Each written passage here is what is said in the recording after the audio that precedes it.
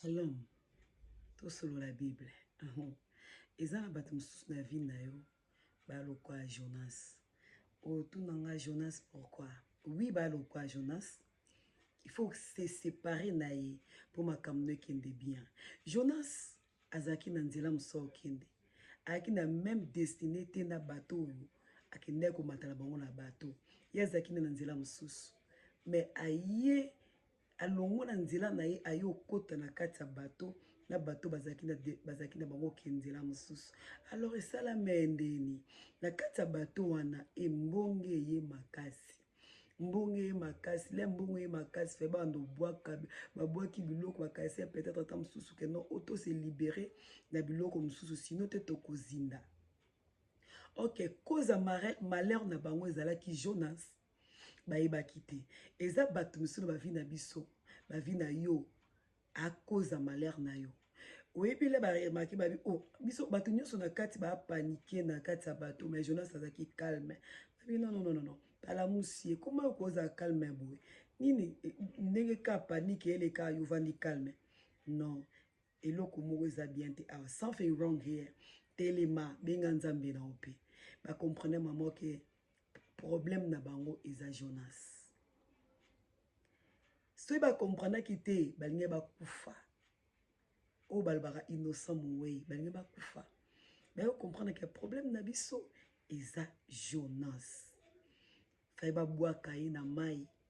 Le ba bwaki Jonas na mai mbonge sili calme koti ba sali nzela na bango sans problème. Je veux dire quoi par là? Eza batum sous.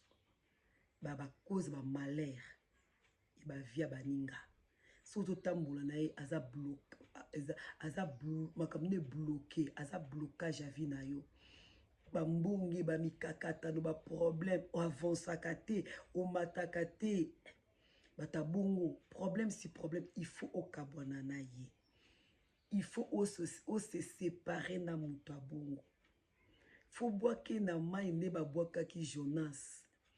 Soki bato bayokelaki Jonas mawa ou nde na kati ya mai tobwaki akufa to continuer ka na ye bange bakufa bango nyonso to des fois ozala na pitié te des fois eza makambo mawa te eza makambo ke no te vie na nga destin na nga nalingi nazala boye fo nasala boye yo na moni oza blocage alors bwakama na mai bwaki na mai oleki nzela koyoka mingi te ke o te non kabwana na Jonas.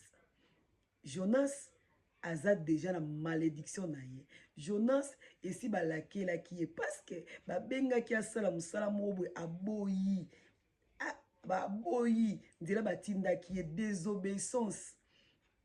A désobéir na mungu nzambe linga ki te. Alors nota mona kanda nzambe likolo na ye. E nzambe nda frappa ki. Tango nzambe frappé yoza pembeni na ye. Oza frappana et quoi affecter au malamoko. Yes. Pour que la jeunesse mawate. Boaka na mai. Pour y avancer. Ok na destinée na yo. Destinée eza yo. Eza jeunesse te. Eza yo. Kabwana na ye. Merci.